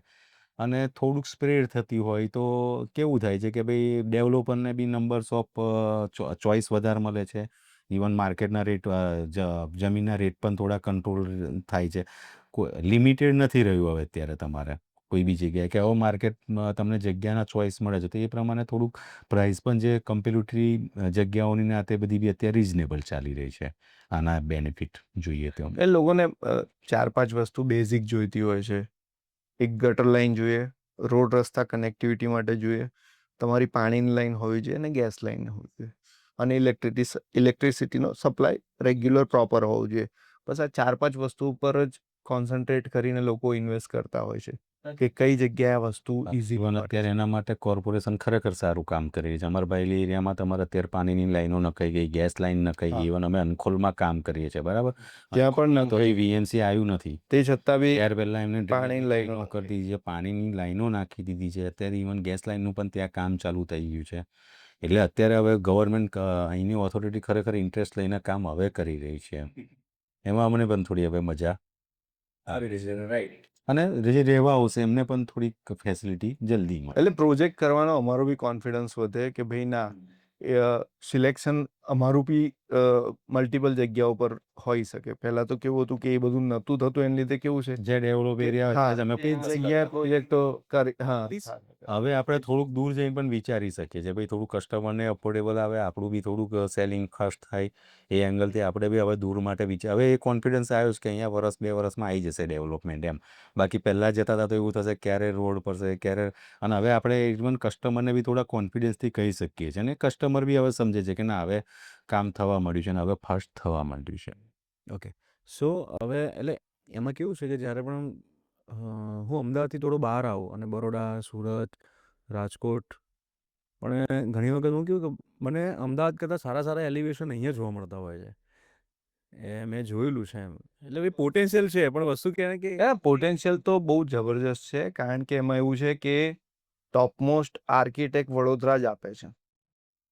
MS યુનિવર્સિટીમાંથી તમને નામ બધાના ના બોલી શકું, પણ એવા છે ઘણા બધા નામ છે જે નેશનલ લેવલ પર અને વર્લ્ડ લેવલ પર કામ કરી રહ્યા છે આર્કિટેક્ટ, જે બરોડાને રિલેટ કરે છે અને બરોડામાંથી જ બહાર નીકળેલા છે. એટલા માટે તમે એનું સ્ટ્રક્ચર, એલિવેશન જોશો ને તો કમ્પેરિઝન કરવામાં થોડી એવું છે કે ના, સાલું અમદાવાદ આટલું ડેવલપ છે કે સુરત કે રાજકોટ આટલું ડેવલપ છે, પણ વડોદરાના સ્ટ્રક્ચર જોવાની મજા આવશે. તો આપણે ઘણી બધી વાત કરી હતી રિયલ એસ્ટેટ વિશે, અને તમે એવું સારું એવું મને નોલેજ મોટા ભાગનું આપી દીધું કે શું હું પણ અહીંયા સર્વે કરું તો પણ મને ઇઝી રહેશે. વડોદરા બહુ નાનું છે એટલે બહુ વાંધો નહીં આવે તમને. ના, રહેવાની પણ પણ મજા આવે છે. હું જ્યારે પણ હવે કેવું થઈ ગયું કે અમદાવાદથી મારે બરોડા આવે એટલે મારા માટે 2-1 કલાકની વાત થઈ એમ, અને ઇઝીલી, અને મને મજા આવે છે. બરોડા ખબર નથી. ના, રહેવા માટે અહીંયા બધાને જ ઘણા મજા લોકો મારા અહીંયા આ એપાર્ટમેન્ટની જી પ્લેટિનિયમની જ વાત કરું ને, અહીંયા તો 2 ફેમિલી એવા છે કે જે કલકત્તા હતા અત્યાર સુધી. એમના સને અહીંયા જોબ કરી તો અહીંયા સારું, તો અત્યારે એ લોકો ત્યાં બધું વાઇન્ડ અપ કરીને અહીંયા શિફ્ટ થયા છે કલકત્તાથી. ઇવન ઘણા લોકો એવા છે કે જે બોમ્બેમાં અત્યારે સમજું છું કે રિટાયર્ડ લાઈફ કરતા હોય, છોકરાઓ લગભગ એબ્રોડમાં જતા રહ્યા હોય, તો બોમ્બેમાં ત્યાંની લાઈફસ્ટાઈલ પ્રમાણે એ લોકોને એફોર્ડ કરવાનું તકલીફ પડી હતી. તો એ લોકો બી અત્યારે મારા બંગલોઝમાં આજથી કેટલા વર્ષ પહેલાં લોકો એવી રીતે 4-5 ફેમિલી જે બોમ્બેથી શિફ્ટ થયેલા છે, ઇવન એપાર્ટમેન્ટમાં પણ ઘણા લોકો. એટલે લોકોને જ્યારે મૂવ થવું હોય છે ત્યારે તો લગભગ, અને અહીંયા શું છે કે તમને એક પીસ છે, સેફ્ટી છે, કે જે બહારના બધા તમે બીજા બધા છે, અને હજી એટલું બધું કોસ્મો નથી થયું વડોદરા. એટલે એક હજી તમારે થોડું ટ્રેડિશનલ ચાલ્યા કરે છે અત્યારે. એટલે પણ બરોડામાં કેવું અમુક વખત એવું ફીલ થાય કે એટલે મોસ્ટલી કારણ કે કેવું કે એક થોડું મુંબઈ ટચ આવે, થોડુંક અમદાવાદ ટચ આવે, પ્રોપર બરોડાનું ટચ આવે. કારણ કે એમાં કેવું છે કે આજે એવા ઘણા બધા એક્ઝામ્પલ કિરણભાઈ આપ્યું, એવું સેમ બીજું એક આપું કે આપણો જે કોરિડોર પ્રોજેક્ટ થયો ગુડ્સ કોરિડોરનો પ્રોજેક્ટ રાઈટ, એના એન્જિનિયર્સ હતા ને મેં તો એ લોકોને જોયા છે કે જે વડોદરા ફર્સ્ટ ટાઈમ આવ્યા હતા બીકોઝ ઓફ પ્રોજેક્ટ, અને એ પછી એમના ફેમિલી લઈને અહીંયા સેટલ જ થવા માંગે છે. એની બદલી થઈ XYZ જગ્યાએ, પણ એનું ફેમિલી બરોડામાં રોકાઈ ગયું છે, એને શિફ્ટ કરી દીધા. એવા ઘણા બધા છે, કારણ કે અહીંયા એક તો સેફટી છે, ન્યુસન્સ કોઈ તમને એવું મળશે નહીં, શાંતિવાળો એરિયા, રેડી એટલે ટોટલ સરાઉન્ડિંગ વ્યવસ્થિત, પ્રોપર, નાનું, વ્યવસ્થિત, અને રહેવાની બધાને દરેક એરિયામાં મજા. ડિસન્ટ ઓડિયન્સ છે એકદમ, એવું કહી શકીએ. ક્રાઉડ ખરેખર તમને વડોદરામાં ડિસન્ટ મળે છે તમને. આમ એકદમ બરોબર છે કે સંસ્કારી નથી. હા, એ કહેવાય છે એટલે હજી બી એ છે ટચ છે. એટલે હજુ બધાને આટલા એકબીજાની શરમ નડે. ડેવલપમેન્ટની સાથે સાથે પણ હા. આટલા ડેવલપમેન્ટની સાથે સાથે પણ હજી એ વસ્તુ જળવાઈ રહી છે વડોદરામાં. તો લાઈક હવે હું વાત કરું કે એઝ અ બિલ્ડર તમારે કોઈ એક એવા એરિયામાં, મતલબ તમને એવું કે એરિયા ગમતો હોય કે જ્યાં તમે ઘર લેવા ઈચ્છતા હોય, રાઈટ, તો તમે કયો એરિયા લો? ડેફિનેટલી એ બાબતે તો અમે કહીએ જ છે. હું તો મારા માટે નહીં, દરેક જણને કહું છું કે વડોદરામાં ગોત્રી, એટલે સેવાસી કે ભાયલી, બેમાંથી એક એરિયા, એ બેમાંથી એક એરિયામાં તમારું મકાન 100% હોવું જ જોઈએ. મારા રહેવા માટે તો ઠીક છે, હું તો દરેક જણને કહું છું. જે રીતનું અહીંયા ક્રાઉડ આવી રહ્યું છે, જે રીતની અહીંયા લોકાલિટી બની રહી છે, એ પ્રમાણે તો હું બધાને કહું છું, સજેસ્ટ કરું છું. જે બી એફોર્ડ કરી શકતા હોય ને જે કરી શકે એને 100% ભાયલી કાં તો સેવાસીમાં તો પોતાનું, કાં તો ન્યુ અલકાપુરી, આ 3 એરિયામાંથી તો પોતાનું એક મકાન હોવું જ જોઈએ દરેક જનરેશન માટે. સેમ એટલે અમે અમારું પોતપોતાનું મકાન કરે રાખેલા બી છે, એવું છે કે ભાઈ એક તો હોવું જ જોઈએ એમ. પછી એવું ના કે ઘણી વખત આપણે એઝ અ બિલ્ડર હોય પણ આપણે કહેતા હોય અહીંયા પણ હોય ત્યાં. એટલે એના માટે ભાઈ અમારે દસ્તાવેજ બતાવવા પડે, બાકી ભાઈ એટલે ખરેખર આ એરિયાની લોકાલિટી ખરેખર સારી આવી ગઈ છે. અને તમે શું પ્રિફર કરો, અપાર્ટમેન્ટ, બંગલો? પર્ટિક્યુલર મારી પસંદ ફ્લેટ છે. હા, મને પોતાને ફ્લેટ ગમે છે, એટલે મારો પર્સનલ ચોઇસ છે. બાકી લોકોને અહીંયા બરોડામાં આજે પણ એવું છે કે ડુપ્લેક્સ, જો ફ્લેટની સામે ડુપ્લેક્સ પસંદગી કરવાની હોય તો લોકો ડુપ્લેક્સ જ પસંદ કરશે, ટેનામેન્ટ પણ પસંદ કરી લેશે, પણ ફ્લેટ જલ્દી નહીં કરે. એમાંનો હું છું એ. મને જગ્યા સાથે એ તમને પર્સનલી અપાર્ટમેન્ટ કેમ ગમે? એટલે એ તો એવું છે કે ના, એટલે એમાં એવું છે કે હું બેઝિકલી બોર્ન એન્ડ બ્રોટઅપ મારું 50-50 છે. એટલે હું મુંબઈમાં રહેલો હતો, જન્મ્યો ને મોટો થયો, પછી મારું ટાઉન જે હોમ ટાઉન છે ત્યાં રહ્યો. બંને વસ્તુઓ મેં જોઈ છે, પણ મને ફ્લેટ વધારે ગમે કે ભાઈ પ્રાઇવસી મને વધારે ગમે છે. એટલે કે મેં મારું બારણું બંધ કરી દીધું એટલે વાર્તા પૂરી થઈ ગઈ. એટલે બંગલામાં એવું છે કે તમને આજુબાજુથી સરાઉન્ડિંગ ઘેરેલા છો તમે, એ બી સારું છે, પણ કોઈકને ગમે કોઈકને ના ગમે, એટલે પર્સનલ ચોઇસ એવી છે કે ફ્લેટ. તો પછી તમે અપાર્ટમેન્ટમાં કયો ફ્લોર? ટોપ ફ્લોર, ઉપર જ. યસ. અત્યારે હું છે પણ ટોપ ફ્લોર પર, અને બીજી કોઈ જગ્યાએ લીધેલા હોય એમાં પણ એવું છે કે ઉપરના માળે થઈ ગઈ છે. તમે? પર્ટિક્યુલર મને બંગલોઝ વધારે પસંદ છે બધી જ. એક તો કીધું એવું જ કે મેં રિવર્સ છીએ, અમે કોમ્યુનિટીમાં રહેવાનું વધારે સાંજ પડે ખુરશી નાખીને બેઠા હોય તો 4-5 જણ જોડે બેસા હોવા જોઈએ. રાઈટ. અને બેઝિકલી અમે સમજો ને કે ભાઈ હું અત્યાર સુધીનું મારું પાસ્ટ જે લાઈફ છે, ઓલમોસ્ટ હું રૂરલ એરિયામાંથી વધારે રહેલો છું અત્યાર સુધી. એટલે રૂરલનું એક કલ્ચર છે એ થોડુંક અહીંયા બંગલોઝમાં વધારે સેટ થતું હોય છે. મારું મિક્સ થઈ ગયું છે. હું અત્યારે ગાંધીનગર રહું છું, તે ટોપ ફ્લોર પર રહીએ છીએ, અને મારું પ્રોપર ગામ મારું માણસા થાય એ બંગલો છે. એટલે એવું પછી પર્સનલ ચોઇસ છે, આપણને શું ગમે છે એના ઉપર ડિપેન્ડ કરે છે. પણ એક હાઈરાઇઝ ઉપર મતલબ રહેવાની મજા પણ આવતી હોય છે, એ અલગ ફીલ છે. જે દેખાય સિટી, એના વસ્તુ શું છે કે 2 વસ્તુ છે અત્યારે. પર્ટિક્યુલર અમારા એરિયાની વાત કરું ને અત્યારે, તો હવે જગ્યા સાથેનું મકાન લેવું અત્યારે બંગલોઝ કે વિલા કહીએ તો એ થોડુંક અહીંયા ટફ થઈ ગયું છે દરેક જણ માટે. હવે શું છે કે આ એરિયામાં અમારથી બજેટેડ કશું નથી મુકાતું. બંગલોઝની વાત કરું તો બંગલોઝ અહીંયા અમે વર્કઆઉટ કરીએ તો મિનિમમ 2000 થી 3000 સ્ક્વેર ફીટમાં કરવા પડે છે. હવે સૌથી પહેલાં અમે 1100 સ્ક્વેર ફીટમાં મૂક્યા હતા, 1100 સ્ક્વેર ફીટના પ્લોટ એરિયામાં. પણ અત્યારે અમે 1100 સ્ક્વેર ફીટમાં મૂકવા જઈએ તો નિયર અબાઉટ 1.5 કે 2 CRની આસપાસ રેન્જ જતી રહે છે. અને એમાં પણ કસ્ટમરને બંગલોઝ જેવી ફીલ નથી આવતી. એમાં અમે શું કરીએ છીએ, અત્યારે જમીનની કિંમત વધી ગઈ એટલે જમીન ઓછી આપી અને કન્સ્ટ્રક્શન વધારે કરી રહ્યા છે. એટલે વન કાઇન્ડ ઓફ તમને એપાર્ટમેન્ટની જ ફીલ થઈ કે ભાઈ કન્સ્ટ્રક્શન આપે. જે જગ્યા હોવી જોઈએ કે ભાઈ આગળ આટલી જગ્યા હોય, પોતાનો નાનો ગાર્ડન હોય, એ બધું એમાં કસ્ટમર 1.5 કરોડ કે 2 કરોડ આપ્યા પછી પણ એને ફીલ નથી આવતી. એની અગેન્સ્ટમાં જ્યારે એપાર્ટમેન્ટમાં જતો રહે છે કસ્ટમર, તો લગભગ એ જ વસ્તુ એને કરોડ હાફ પ્રાઇઝમાં જ એને સારું એક ફ્લોર પર ને સારી સ્પેસ મળી જાય છે. અને બજેટ પણ હાફ થઈ જાય છે. પણ તે છતાં પણ અમે આજની તારીખે અનખોલમાં 1400 સ્ક્વેર ફૂટના પ્લોટમાં 2131ના બાંધકામ સાથે 1,11,00,000 વેચીએ છીએ, જે કોઈ નથી વેચતું, જે આ ભાવ કોઈ જગ્યાએ નથી. પણ અમે અચ્છા, એ કરંટ પ્રોજેક્ટ છે, તો એની થોડીક આપણે માહિતી આપી દો મને. કરંટ પ્રોજેક્ટમાં અત્યારે હું અહીંયાનું એક બાયલીનું કહું છું, બોગનવિલાનું મૌલિનભાઈ કહેશે ત્યાં વધારે બેસે છે. બાયલીમાં અત્યારે અમે જસ્ટ અત્યારે એક બાયલીમાં 2000 સ્ક્વેર ફીટના મિનિમમ પ્લોટમાં અને 3500 સ્ક્વેર ફીટના બિલ્ટઅપ એરિયામાં અત્યારે એક નવો પ્રોજેક્ટ મૂક્યો છે. અને ઇન્ડિવિજ્યુઅલ 4 સાઇડ ઓપન છે, સારો એવો ગાર્ડન સ્પેસ પણ આપી રહ્યા છે. લિમિટેડ 8 જ યુનિટ છે અત્યારે, અને સરાઉન્ડિંગમાં બધું જ ડેવલપ છે. સરાઉન્ડિંગમાં અમારી જ પોતાની એક ગેલેક્સી બંગલો, જી સોલિટેર 1, એવી રીતે 2 બંગલોઝની સ્કીમ છે ને એક અત્યારે આપણે જી સોલિટેર 2 મૂકી રહ્યા છે અત્યારે. એટલે લિમિટેડ યુનિટ છે. લગભગ હવે થોડા વખતમાં એકાદ મહિનામાં અમે લોન્ચિંગ પણ એનું કરી રહ્યા છે. પ્રી લોન્ચ છે અત્યારે, અને બસ બધું ચાલી રહ્યું. અને એટલે મારા જેવા અફવાદને છોડીને જેને ડુપ્લેક્સ ત્રિપ્લેક્સ ગમતા હોય એના માટે અમે લોકોએ અનખોલમાં જે પ્રોજેક્ટ લાવ્યા છીએ એમાં એવું છે કે મિડલ ક્લાસ ને હાયર મિડલ ક્લાસ માટે જે ત્રિપ્લેક્સ તો એક સપનું થવા જઈ રહ્યું છે આગળ જતાં, જે અત્યારે એ લોકો ફૂલફિલ કરી શકે છે, જે ફક્ત મેં કીધું એ પ્રમાણેની પ્રાઇસ રેન્જ 1,11,00,000ની સાથે આ સાઇઝના પ્લોટમાં આ સાઇઝનું કન્સ્ટ્રક્શન કે નથી ટોટલ કેટલા યુનિટ હશે? 72 યુનિટ છે તો 72 યુનિટ. અને શું વિથ ઓલ એમ્યુનિટીઝ. યસ 72 યુનિટમાં અમે લોકો 25,000 સ્ક્વેર ફીટમાં તો ખાલી કોમન એમ્યુનિટીઝ કરી રહ્યા છીએ એવું છે. ઇવન ત્યાં આગળ અમે પ્રોજેક્ટનું તમે આખું જોશો ને, સરાઉન્ડ આખું એરિયલ વ્યૂ જોઈએ તો હાર્ડલી 30-35% જ બાંધકામ છે. બાકી 70% તમને મેઇન રોડ આપણે આખો 9 મીટરનો આપ્યો છે. પ્લસ 2 મકાનની વચ્ચે મિનિમમ તમને 10 ફૂટ જગ્યા, એ તો ખાલી નાના 5 ફૂટ જેટલા પોર્શનમાં જે દાદરવાળો પોર્શન છે. આગળ તમને 20 ફૂટ જગ્યા 2 મકાનની વચ્ચે, અને બેક સાઈડમાં 15 ફૂટ જગ્યા. એટલે તમને એટલે 3 સાઇડ ઓપન, રિયલમાં 3 સાઇડ થ્રી ઓપન. સાઈડ ઓપનનો, અને ઘણો સારો પ્રોજેક્ટ છે ત્યાં. અને સરાઉન્ડિંગ પણ બહુ સારું છે. એક બાજુ સ્પોર્ટ્સ કોમ્પ્લેક્સ છે, ફ્રન્ટ અને બેક સાઈડમાં 18 મીટરના રોડ છે, અને બીજી એક બાજુ પણ આખો બંગલોઝનો જ પ્રોજેક્ટ છે. એટલે સરાઉન્ડિંગ પણ બહુ સરસ છે.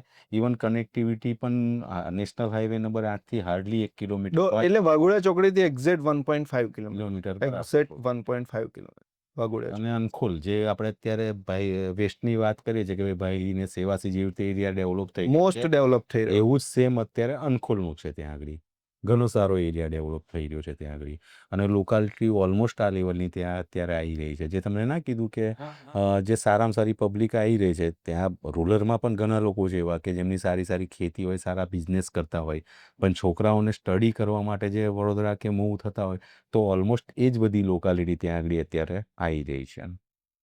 ઓકે, તો અત્યારે આપણે કરંટ 2 પ્રોજેક્ટ ચાલી રહ્યા છે, રાઈટ.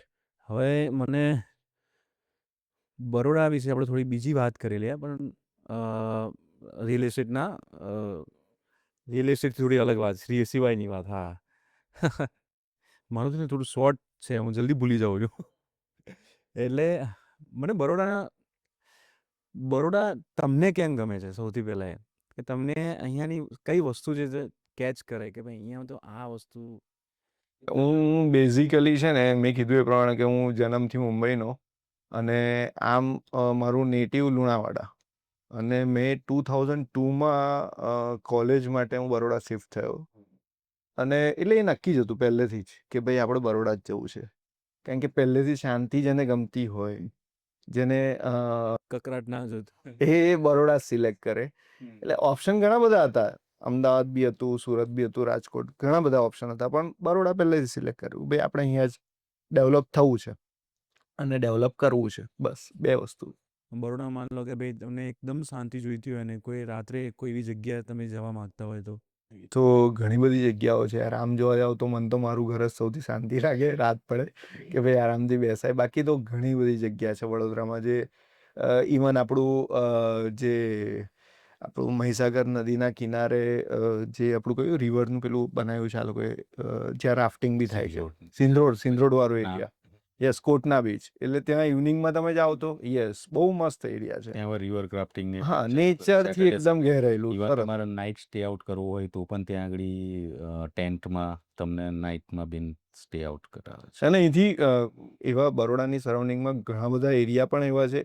પાવાગઢ જોઈ લો તમે, તો પાવાગઢ મજા આવી જાય. તમે વડોદરાનો સારાંશ એટલે વડોદરામાં કહેવાય ને કે અફોર્ડેબલ અને નિયરેસ્ટ ગેટવે અત્યારે અમારો પંચમહાલ, એટલે ત્યાં આગળ પાવાગઢ આવી ગયું, પછી શિવરાજપુર, જાંબુઘોડા, ત્યાં ઘણા બધા લોકો રૂટીનમાં એક જાય છે. આખો સાહેબ ફોરેસ્ટ એરિયા છે બધો, એટલે ત્યાં નાના નાના સ્થળ પણ એટલા છે ને. ઇવન અત્યારે જે છેલ્લા પાસ્ટ લગભગ 4-5 વર્ષમાં સારા સારા રિસોર્ટ પણ ત્યાં બની ગયા છે.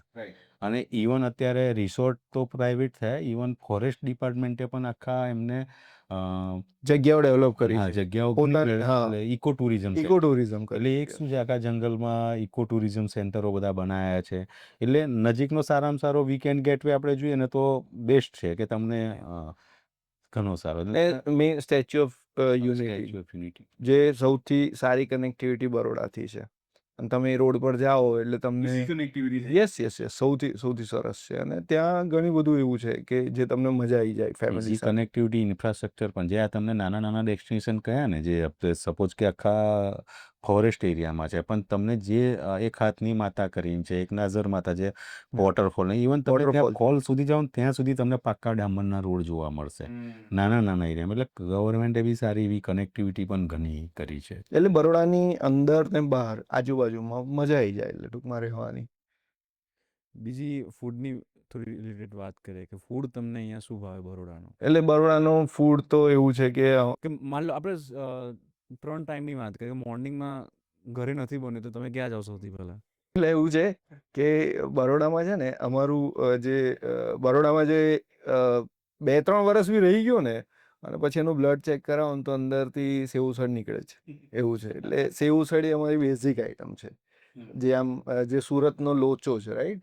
લોચો જ છે ને સુરતનો? હા, એ રીતે અમારી અહીંયા બરોડામાં સેવસળ ટોપ, પછી જગદીશની ભાખરવડી, પછી કૃષ્ણાનું જેવું વાત થઈ એ પ્રમાણે પેલું ભજીયા ઉસળ અને ચટાકો. એ ચટાકો મને સમજાવો, થોડું ચટાકો છે શું? ખવડાવું, સમજાવું એના કરતાં ખવડાવું એ આગળ પડે સમજાવવા કરતાં. ચટાકોમાં શું છે કે પત્તરવેલના પાના આવે ને એને સ્પાઇસી વઘાર્યા હોય, અને પછી એમાં થોડુંક લસણની ચટણી ને એવી રીતે એની થોડી ગ્રેવી હોય છે, અને એમાં પછી છાશ નાખીને આપે છે, થોડુંક એની સ્પાઇસને બેલેન્સ કરવા માટે. અને એ નાની ડીશ હોય છે, બહુ સરસ હોય છે. જે સ્પાઇસી ખાવાના શોખીન હોય એના માટે બહુ સરસ વસ્તુ છે. અને આઈ થિંક સિટીમાં હતું અત્યાર સુધી વર્ષોથી, એટલે ઘણા લોકો જે અહીંના જૂના લોકો બહુ જૂનું. પરિચિત હશે બધા, અને હવે થોડુંક બહાર પણ આવી ગયું. City- બહાર આવ્યા પછી હવે થોડુંક પથ્થર ગેટ કહેવાય, અને સાયકલ બજાર ત્યાં સૌથી જૂનું જૂનું. ઇવન તમે આઈસ્ક્રીમમાં જોવા જાઓ તો અમારો સત્યનારાયણનો આઈસ્ક્રીમ સમ્રાટ, જે બહુ જૂના, હજુ બી એવા ને એવા જ ચાલે છે. સેમ ટેસ્ટ, કોઈ ફરક નહીં. સમ્રાટ સિટીની જે પ્રોપર વડોદરા શું હતું કે બહાર તો બધું હમણાં ડેવલપ થયું, જે સારી સારી ફેમસ આઈટમો હતી ને એ બધી પહેલા સિટીમાં જ હતી. પછી અમારે અહીંયા ભાઈની દાબેલી, ભાઈની દાબેલી એ બી બહુ ફેમસ છે. પછી ટેસ્ટીના તમે પેલું વચ્ચે કીધું ને પેલું શું ભજીયા ઉસળ, ભજીયા ઉસળ? જેવું સેવ ઉસળ એ ટાઈપનું ભજીયા ઉસળ. એમાં સેવસરના રસામાં ભજીયા નાખેલા હોય, હા. પણ રસામાં તરીનું લેવલ ને આ તે બધું થોડુંક વધારે હોય છે, એટલે એક પણ એકદમ સ્પાઇસી આઈટમ છે. અને બહુ સારી ને જે કહેવાય ને કે અમારા કરતાં એક પેઢી જે સૌથી વધારે એ કરતી હતી એ અમારું પૂના મિસળ. હા, પૂના મિસળ, જે બહુ પ્રખ્યાત. ના, મિસળ પાઉં અને પૂના મિસળ, જે બરોડાનું પૂના મિસળ જે આખું અલગ છે. એટલે જે ટિપિકલ જે પૂના મિસળ છે ને એના કરતાં આખું અલગ છે. એટલે એ બી એકવાર સર્વિંગ કરતા હતા એ લગભગ કહેવાય ને કે લગભગ 60-70 વર્ષથી. હા હા. એટલે ઘણી બધી આઈટમો છે યાર. એટલે તને બધા ખવડાવીશું તો વધારે. Sure sure sure. તો કેવું લાગ્યું સર પોડકાસ્ટમાં? સરસ, મસ્ત એકદમ.